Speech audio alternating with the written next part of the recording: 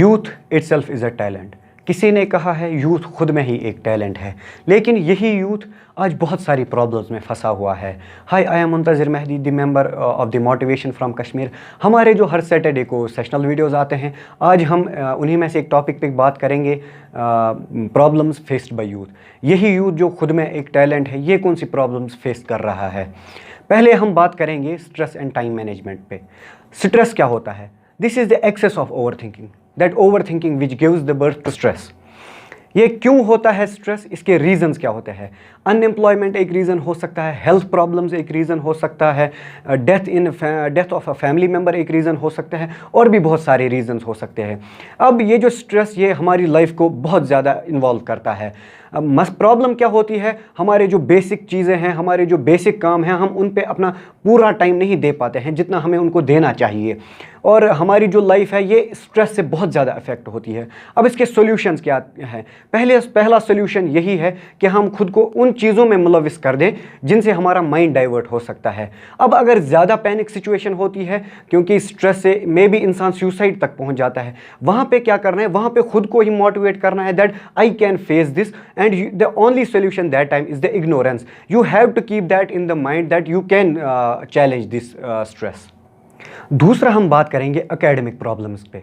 Academic problems में सबसे पहले हम जो लैग कर रहे हैं वो है हमारा एजुकेशन सिस्टम। हमारा एजुकेशन सिस्टम कहाँ लैग करता है? हमें एक स्टूडेंट की कैपेसिटी नहीं पता होती है, हमें ये नहीं पता होती है कि स्टूडेंट की लेवल क्या है और हमें किस तरीके से उनके सामने चीज़ें पेश करनी होती है।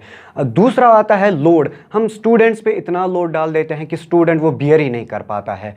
तीसरा क्या मसला रहता है इसमें कि पेरेंट और टीचर जो है वो बच्चे को समझ नहीं पाते हैं। मेनली क्या प्रॉब्लम होती है? जब एक स्टूडेंट हायर क्लासेस में पहुंच जाता है तो टीचर्स का सबसे पहला यही चीज़ रहता है कि थिंग्स डू नॉट रिपीट। जो पहले 6th में चलता था, फॉर एग्जांपल एक स्टूडेंट काम लिखने में लेज़ी था तो उसे बोला जाता है यार जो चीज़ें पिछले क्लास में चलती थी वो यहाँ नहीं है। बट मसला क्या होता है? हम स्टूडेंट्स को चीज़ें इंटरेस्टिंग तरीके से नहीं दिखा पाते हैं। अगर चीज़ें स्टूडेंट को एक इंटरेस्टिंग वे में दिखाई जाती, शायद ये एकेडमिक प्रॉब्लम्स हमारे यूथ को फेस ना करने पड़े। इससे क्या किन चीज़ों को इन्वॉल्व करता है खुद में? पहले ही स्टूडेंट के माइंड को कैसे इन्वॉल्व करता है? स्टूडेंट को जब बोला जाता है, स्ट्रेसफुली जब चीज़ें डाल दी जाती हैं तो वो कंफ्यूज होता है, मतलब उसको नहीं पता होता है that what is the reason of my study. मैं क्यों पढ़ाई करता हूँ, किस लिए पढ़ाई करता हूँ। और जो मेन चीज़ें होती है, जब स्टूडेंट हायर क्लासेस में पहुँच जाते हैं तो पहली चीज़ें क्या होती है? बच्चे को बोल दिया जाता है अच्छा मेडिकल ले रहे हो तो बड़े होकर डॉक्टर बनना है।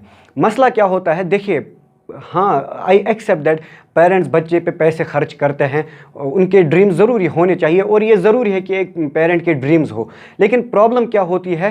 पेरेंट जब अपना ड्रीम रिज़ल्ट देखना चाहता है अपने ड्रीम का, तो फॉर एग्जांपल अगर किसी के पेरेंट का ड्रीम है कि उसका बच्चा IAS ऑफिसर बन जाए, वो क्या कहते हैं बच्चे को? हाँ बेटा आपको IAS ऑफिसर बनना है। बच्चे को लगता है शायद अच्छा मैं पढ़ रहा हूँ तो मुझे IAS ऑफिसर ही बनना है, ये मतलब मेरी इंटरेस्ट जो है वो नहीं चलेगी क्या? मसला क्या होता है? पेरेंट को अगर अपना ड्रीम सक्सेसफुल करवाना है तो वो चीज़ें बच्चे के सामने इंटरेस्टिंग तरीके से सामने लाओ। जब इंटरेस्टिंग तरीके से वो बच्चे के सामने आ जाएंगी तो बच्चे के दिमाग में आएगा कहीं ना कहीं हाँ ये सही बता रहे हैं, ये इस चीज़ में इंटरेस्ट है, तो उसमें हार्डवर्क वैसे ही ऑलरेडी करेगा जब इंटरेस्ट आएगा, और साथ ही में क्या होता है? पेरेंट का ड्रीम भी फुलफिल हो रहा है। तीसरा हम बात करेंगे एडोलेसेंट चैलेंज पे। जब एक बच्चा टीन एज में आता है तो ये मुमकिन है कि उसमें हार्मोनल चेंज है, तो बच्चा ओवर रिएक्ट करेगा, कहीं ना कहीं नेगेटिव चीज़ों की तरफ चला जाएगा, मतलब छोटी सी बात पे गुस्सा आएगा। यहाँ प्रॉब्लम्स क्या होती है? यहाँ मेन प्रॉब्लम होती है कि पेरेंट बच्चे को समझ नहीं पाता है। अगर पेरेंट अपना एक्सपीरियंस शेयर करेंगे अपने बच्चे के साथ, उसको बताएंगे कि ये कोई बड़ा इशू नहीं है, ये कॉमन चीज़ है, ये हमारे साथ भी हुआ है। अब इसमें क्या होता है? ये खुद ही समझना होता है और कंट्रोल करना होता है। पेरेंट्स ज़्यादातर सपोर्ट नहीं कर पाते हैं बच्चे को इन चीज़ों में। एडोलेसेंट चैलेंज में एक बच्चे को जल्दी गुस्सा आता है, ये कॉमन है कि वो ठंडा भी उतनी ही जल्दी होता है। तो ये जो गुस्सा आने का पीरियड है, यही टाइम होता है कि पेरेंट को उनके साथ अपना एक्सपीरियंस शेयर करना चाहिए, उनको अपने एक सही रास्ते पर लाना चाहिए। जब एक पेरेंट अपना एक्सपीरियंस शेयर करेगा बच्चे के साथ तो कहीं ना कहीं बच्चे के जहन में आएगा कि ये चीज़ें मेरे फादर के साथ भी हुई है, तो ये कोई बड़ा इशू नहीं है। जब मेरे पेरेंट कर सकते हैं तो मैं क्यों नहीं कर सकता हूँ। और आजकल के जो सुसाइडल केस हम देख रहे हैं कि आजकल जो टीन एजर है बहुत सुसाइड केसेस आ रहे हैं, उनमें प्रॉब्लम क्या यही होता है कि पेरेंट को पता ही नहीं होता है हमारे बच्चे के साथ क्या हो रहा है, कहाँ उसके साथ प्रॉब्लम्स होता है। और वो प्रॉब्लम्स जो एक बच्चा अपने पेरेंट के साथ शेयर ना कर पा रहा हो, तो जब एक पेरेंट सपोर्टिव रहेगा एक चाइल्ड के साथ, तो वो उसके साथ जब पेरेंट अपनी एक्सपीरियंसेस शेयर करेगा तो ओब्वियसली जब बच्चे को लगेगा कि मतलब माय फादर इज़ फ्रैंक, सो वो हर कोई प्रॉब्लम उनके साथ शेयर करेगा। जब एक वो फ्रेंड की तरह रहेंगे तो बच्चा अपनी प्रॉब्लम्स खुद ही पेरेंट के साथ शेयर करेगा, और शायद हमें जो सुसाइडल केसेस हम देख रहे हैं यूथ के, ये हमें देखना ना पड़े। और that was today's video. Thank you very much. Please subscribe the channel motivation from Kashmir and show some love. Thanks for watching and stay blessed.